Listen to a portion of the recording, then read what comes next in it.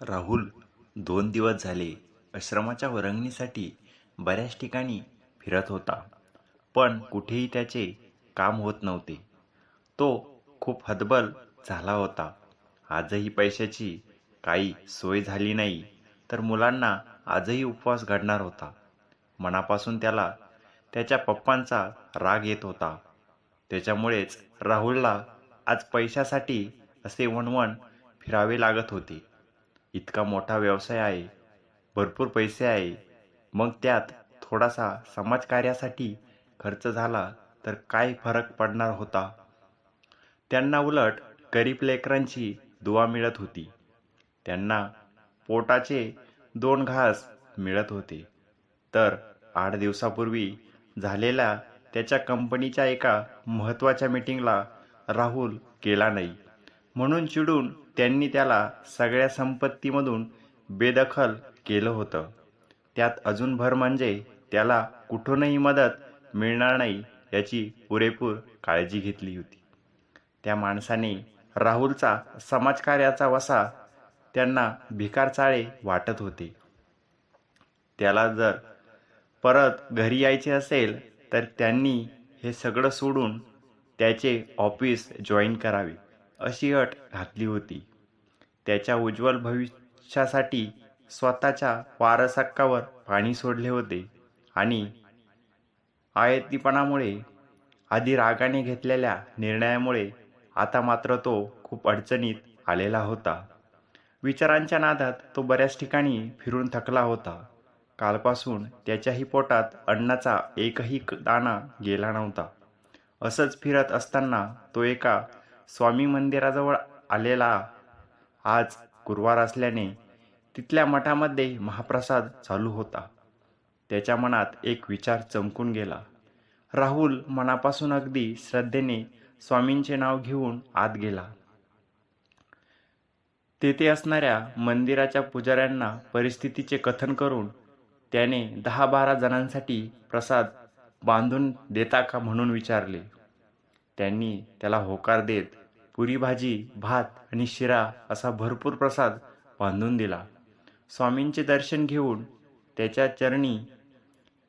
चरणी नतमस्तक होऊन त्याने मनापासून त्या मुलांच्या उज्ज्वल भवितव्यासाठी प्रार्थना केली आणि प्रसाद घेऊन आश्रमात पोहोचला. सगळीकडे सामसूम वाटत होते. तेथे असणारी 4 ते 5, 8 ते 9 वर्ष वय असणारी 10 मुले भुकेने व्याकुळ होऊन निचपत पडली होती.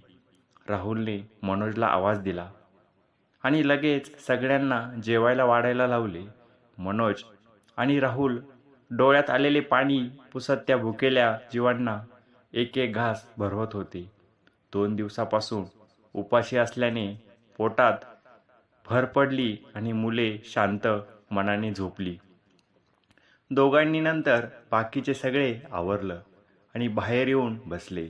मनोज 22 वर्षाचा अनाथ मुलगा. काही दिवसापूर्वी मनोज असेच भुकेमुळे लाचार होऊन चोरी करायला गेला आणि पकडला गेला. त्या लोकांच्या मारापासून वाचवून राहुलने त्याची चौकशी करून त्याला त्याच्या दुसऱ्या एका फ्लॅटवर घेऊन आला.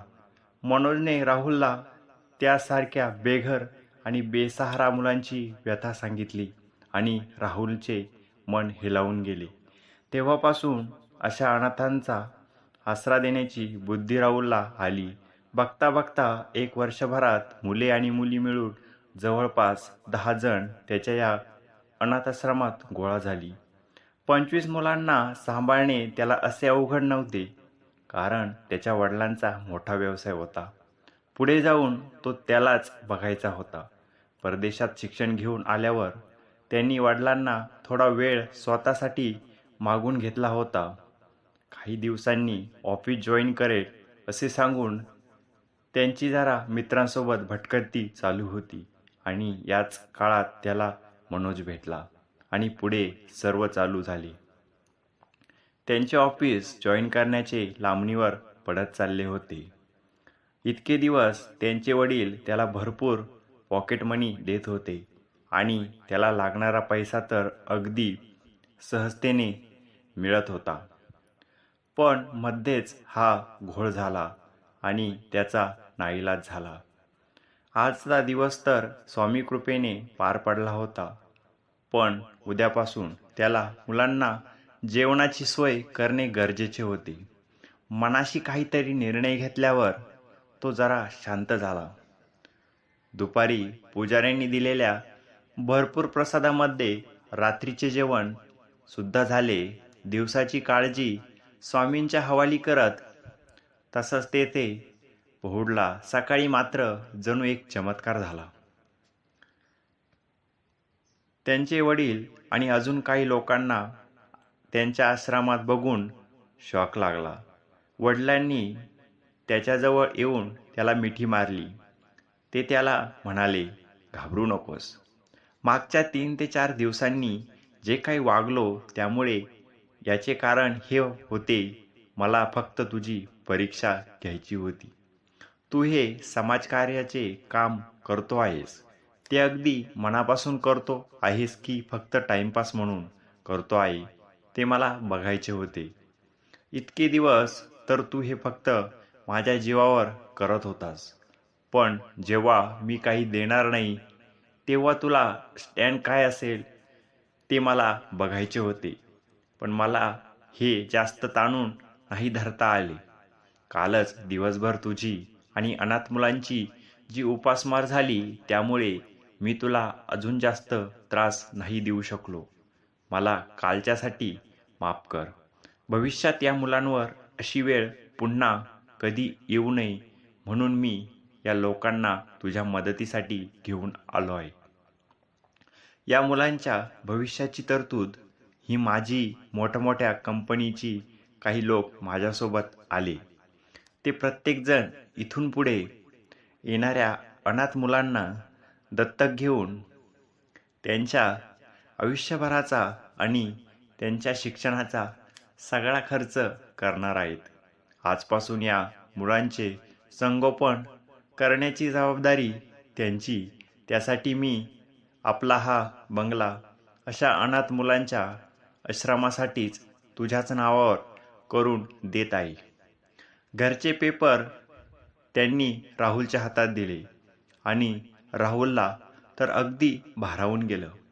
वडिलांची कृती बघून हा बंगला आजपासून मातोश्री अनाथालय म्हणून वापरला जावा अशी माझी इच्छा आहे.